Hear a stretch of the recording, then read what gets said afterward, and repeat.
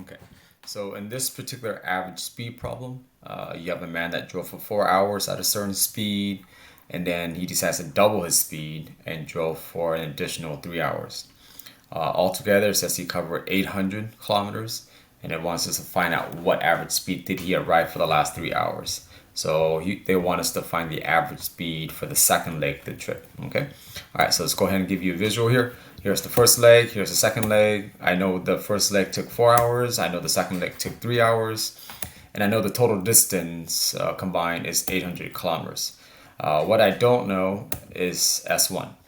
I don't know the time for the first segment. I don't know the speed for the second segment, or both segments. So I'll call the speed for the first segment S1. However, it's essential that you read, hopefully, the statement correctly. So if you need to pause the video. It said that he doubles his speed during the second leg. So doubling mean would multiply by 2. So I don't know what S2 is, but what I do know, and the statement I can make that is true, is that whatever S2 is, it is 2 times S1. Okay, so that's what doubling means. All right, so let's go ahead and set up our information here. I have here the first 4 hours, the second 3 hours, and then the total trip. So let's go ahead and just fill out speed equals this over time. Everything in the first column here has a subscript 1. Same with the middle column, s equals distance over time, and it has a subscript 2.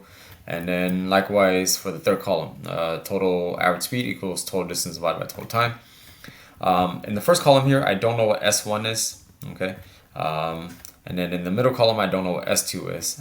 But as you practice this problem, really focus on what the question is asking you. This way you keep that particular variable inside your work and not get rid of it on accident. So here I have S2 circle because I need to focus on keeping S2 in my function because that's what I'm asked to solve for. All right, so in the first column, I don't know what S1 is, but what I do know is the statement given above. The speed of the second leg is 2 times the speed of the first leg. Therefore, I can manipulate or rearrange it, and these are little skills you just have to learn to pick up as you practice. I can solve for S1 here by dividing both sides by 2. Dividing both sides by 2 simply just means move the 2 down in the denominator on the left-hand side. Okay, so here I have S1 is half of S2, which makes sense. Okay, therefore, in my first column, I can substitute out S1. Instead of S1, I can substitute it for S2 divided by 2, which is equal to D1 over 4. Again, I went and substitute T1 for 4 hours because that was given. So in this particular statement, I have 2 unknowns, so I'll leave that for now, and then I'll go ahead and move in the middle column here. S2 is your unknown, that's what you're asked to find. You don't know what D2 is, I just carry that down. And T2, I can substitute for 3 hours because that's given in the statement. And you notice here again, in the middle column, you have 2 unknowns. You have S2 and you have D2. So really, you can't solve for anything yet. But what I encourage you to do is start finding these essential keys as you practice these problems. What I do know is D1 plus D2 is equal to 800. So that's a true fact. I don't know what D1 is. I don't know what D2 is. But I know that if you add the 2 of them together, it should equal to 800. What I also know, okay, is that if you take the first time and the second time, which is equal to 7 hours. But in this case, T1 is given to us already, which is 4. T2, which is 3. So between these 2 keys, I'll use the first one. It's because, okay, so this is important. So it's important that you understand this, otherwise the rest of the problem doesn't really make sense.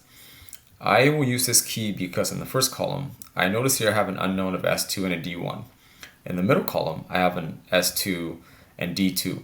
So the first key involves D1 and D2, which is presented in the first 2 columns. Hence, I will use this first bullet to help me kind of unlock this problem. So it's not really a guessing game. It's kind of recognizing what you need to do based on the information presented to you. Okay, so here I need to solve for D1 because again I need to keep S2 in my equations. I can't get rid of it. Okay, I need to get rid of everything else. So to solve for D1, I will multiply both sides by 4. The 4 on the right sides will cancel out, and then 4 divided by 2 will just give you 2. So it will be 2S2, which is equal to D1. I can do the same trick here in the middle column. To get D2 by itself, I can multiply both sides by 3. By doing so, I can say that 3 times the speed of the second leg is equal to D2. So here I have an expression for D1, I have an expression for D2, which will now allow me to solve the problem using this key that I have box, okay? So I can carry that down. I know that D1 plus D2 is equal to 800, so I can substitute in D1 and D2. So instead of D1, I can substitute D1 for 2 times S2, which is in the blue here. And then for D2, I can substitute in for 3S2. So as you practice, isolating for which variable hopefully becomes apparent because you're just really eliminating variables. So here, 2S2 plus 3S2 is 5S2. So I have 5S2 is equal to 800. And then to solve for S2, I would just divide both sides by 5. So your answer here comes out to be 160 kilometers per hour. Okay.